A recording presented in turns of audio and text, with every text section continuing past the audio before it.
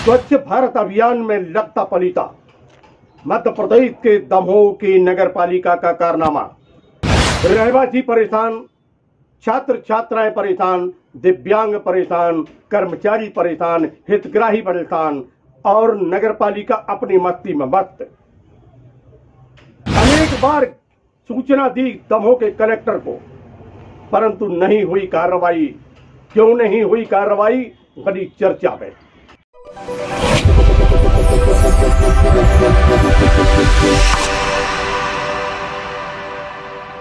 नमस्कार और समाचार विस्तार से। स्वच्छ भारत अभियान, जी हाँ, वह अभियान जिसको प्रारंभ किया भारत के प्रधानमंत्री नरेंद्र मोदी ने। स्वयं झाड़ू उठाई और स्वच्छता का संदेश दिया। लगातार लाखों नहीं, करोड़ों नहीं, अरबों रुपए भी खर्च हुए और लगातार हो रहे हैं। परंतु इस स्वच्छ भारत अभियान में किस प्रकार पलीता लग रहा है, इसकी तस्वीर आपको मध्य प्रदेश के दमोह नगर में आसानी से देखने को मिल जाएगी।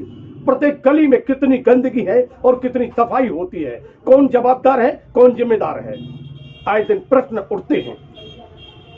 दमोह नगर पालिका की कार्यप्रणाली को लेकर चर्चाओं का बाजार आए दिन गर्म रहता है।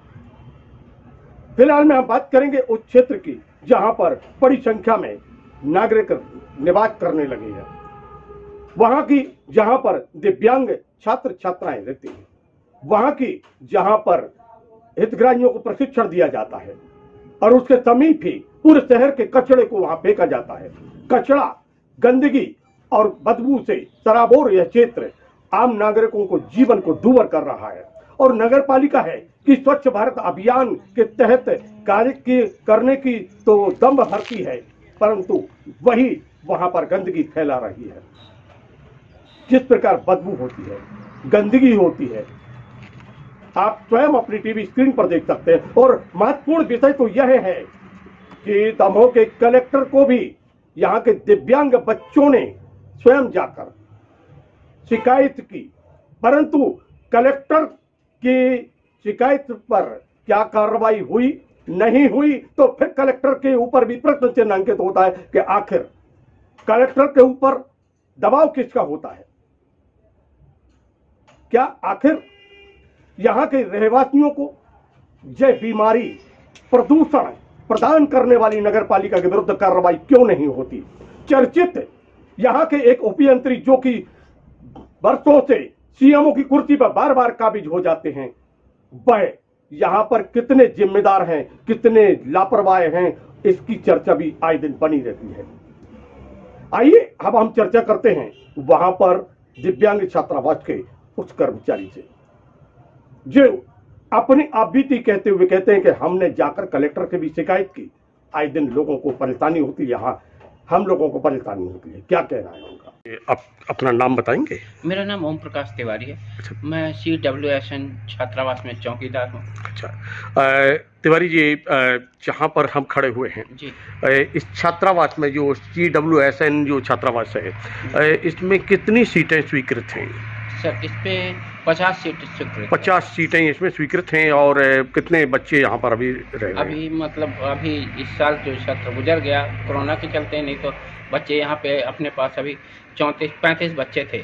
अच्छा, कितने समय से आप यहाँ पर पदस्थ हैं? मैं यहाँ पे सर 6 साल से हो गए मेरे को। 6 साल हो गए जी। देख रहे हैं कि ये इतना बढ़िया यहाँ भवन बना हुआ है, सारा कुछ सही कुछ है, सरकार ने योजना बहुत अच्छी बनाई, पर यहाँ ये गंदगी का अंबार और काफ़ी दिखलाई देता है वहाँ, तो इसके चलते काफ़ी परेशानी होती कि नहीं होती? बहुत परेशानी।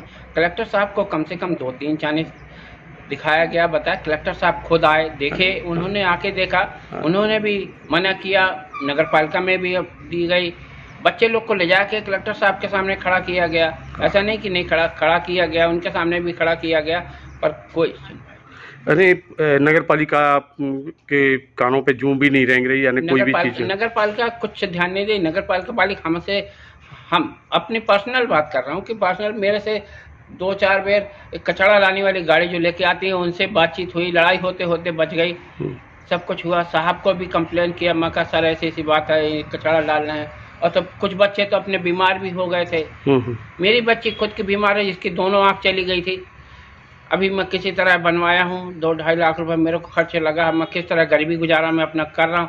इतना पैसा कहाँ से जुगाड़ करता, फिर भी जो थोड़ा थोड़ा पैसा जुगाड़ करके अपनी बच्ची को अभी ठीक किया हूँ। चलो ठीक।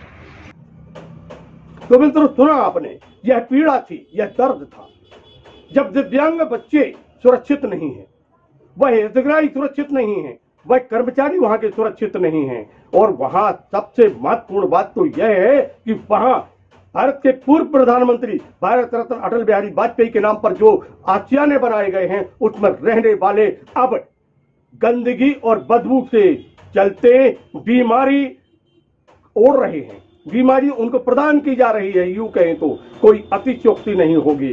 कौन होगा जवाबदार, किसकी है जिम्मेदारी, क्यों नहीं होती कार्रवाई? आखिर ये प्रश्न चिन्ह अंकित होते हैं जिले के मुखिया के ऊपर, नगर पालिका के वह चर्चित सीएमओ के ऊपर और यहां के जनप्रतिनिधियों के ऊपर। या आखिर यह सब हमाम में नंगे हैं, मौन साधे हुए क्यों बैठे हुए हैं? आखिर ये जिम्मेदारी तो यह समझते क्यों नहीं है, कार्रवाई इनके ऊपर क्यों नहीं होती है? देखते रहिए LNV टीवी, जुड़े रहिए हमसे। मिलते हैं फिर एक नए समाचार के साथ। नमस्कार।